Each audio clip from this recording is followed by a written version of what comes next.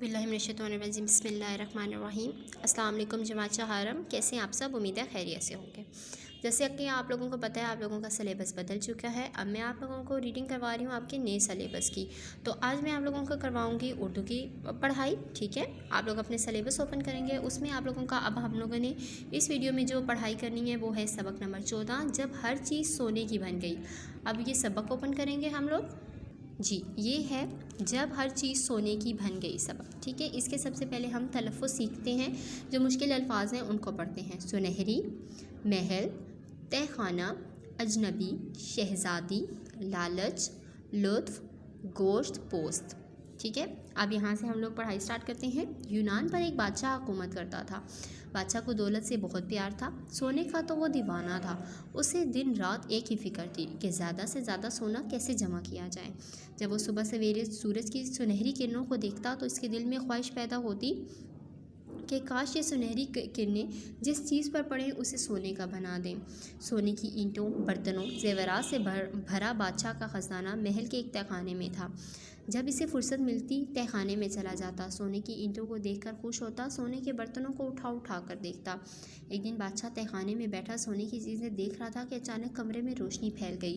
बादशाह चौंक गया। कमरा हर तरफ से बंद था। रोशनी वहाँ कैसे आ गई? अभी वो ये बात सोच ही रहा था कि उसे रोशनी के दरमियान एक शख्स नज़र आया। बादशाह समझ गया कि बंद कमरे में आने वाला कोई आम शख्स नहीं हो सकता, ज़रूर ये कोई ख़ास आदमी है। बादशाह के कुछ बोलने से पहले ही इस शख्स ने कहा, वो सोना जमा कर रखा है आपने? बादशाह ने कहा, ये तो बहुत कम है, मेरी ख्वाहिश है इस तरह के कई ख़जाने हो। अजनबी हैरान होकर बोला, इतनी दौलत से भी तुम्हारा दिल नहीं भरा? बादशाह ने कहा, दौलत से भी किसी का दिल भरता है? ये तो जितनी भी मिल जाए कम है। अजनबी ने कहा, तुम चाहते क्या हो? बादशाह ने जवाब दिया, मैं चाहता हूँ कि जिस चीज़ को हाथ लगाऊं वो सोने की बन जाए। अजनबी ने कहा, ठीक है, कल सुबह सूरज की पहली किरण के साथ ही तुम जिस चीज़ को हाथ लगाओगे वो सोने की बन जाएगी। इसके साथ ही अजनबी ने बादशाह से कहा, 1 मिनट के लिए आंखें बंद कर लो। बादशाह ने आंखें बंद कर ली। जब दोबारा आंखें खोली तो कमरे में वो अकेला था। अजनबी जा चुका था। दूसरे दिन बादशाह की आंख सुबह सवेरे ही खुल गई। वो बहुत खुश था। जूँ ही सूरज तुलू हुआ, सूरज की किरणें अंदर आई। बादशाह हैरान रह गया। जिस चीज़ को हाथ लगाता वो वाकई ही सोने की बन जाती। बिस्तर की चादर सोने की बन गई थी। इसने मेज़ से ऐनक उठाकर आंखों पर लगाई। उसे कुछ नजर ना आया क्योंकि ऐनक सारी की सारी सोने की बन गई थी। नाश्ते का वक्त हो गया। मेज़ पर तरह तरह के लजीज खाने मौजूद थे। बादशाह अभी बैठा ही था कि इतने में नन्ही शहजादी हाथ में सुनहरे रंग का गुलाब का फूल ले आई।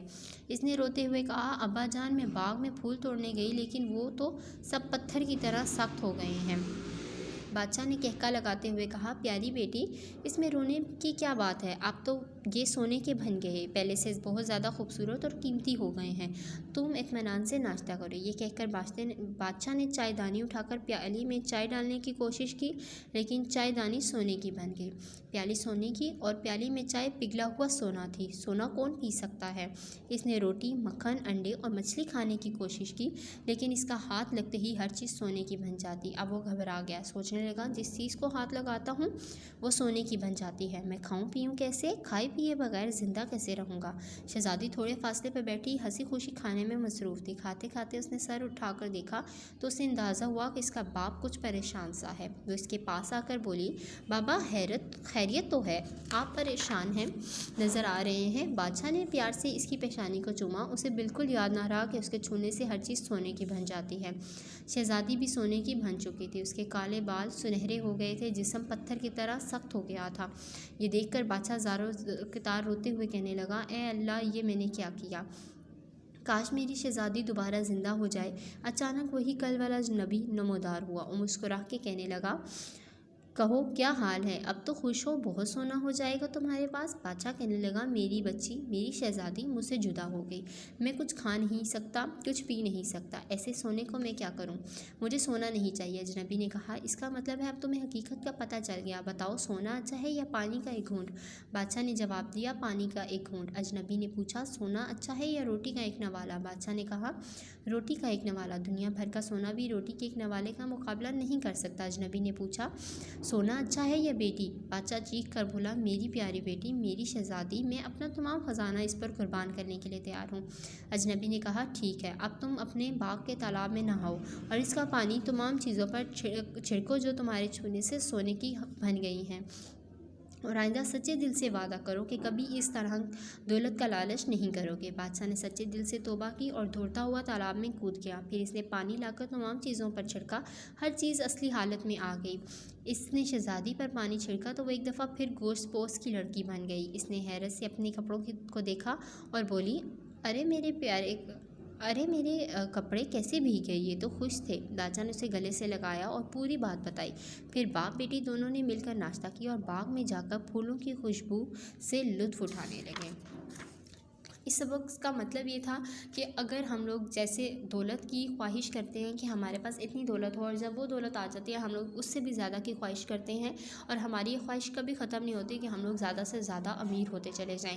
लेकिन जैसे कि बादशाह ने भी ये ख्वाहिश की कि उसके पास बहुत ज़्यादा सोना हो जाए, और जब उसकी ये ख्वाहिश पूरी हुई तो तब जाके उसको अपनी पहले जो उसके पास आसाइशें मौजूद थी, उसकी अपनी बेटी, उसका खाना पीना, तमाम चीज़ें जब उससे छीन गई तो तब उसको इस चीज़ का एहसास होने लगा कि दौलत ही सब कुछ नहीं है, हर चीज़ की अपनी एक अहमियत होती है, और दौलत की हवस जो है या उसकी जो हिर्स है वो कभी ख़त्म नहीं होती। तो हम लोगों को दौलत की हिर्स नहीं करनी चाहिए, बल्कि जो हमारे पास अल्लाह ताला की दी हुई नेमतें हैं उसी पर ही हम लोगों को शुक्र अदा करना चाहिए। उम्मीद है आप लोगों को ये रीडिंग समझ आ गई होगी। इसकी बहुत ज़्यादा प्रैक्टिस कीजिएगा ताकि आप लोगों की इस सबक की रीडिंग बहुत अच्छी हो जाए। अपना बहुत सा ख्याल रखिएगा। अल्लाह हाफ़िज़।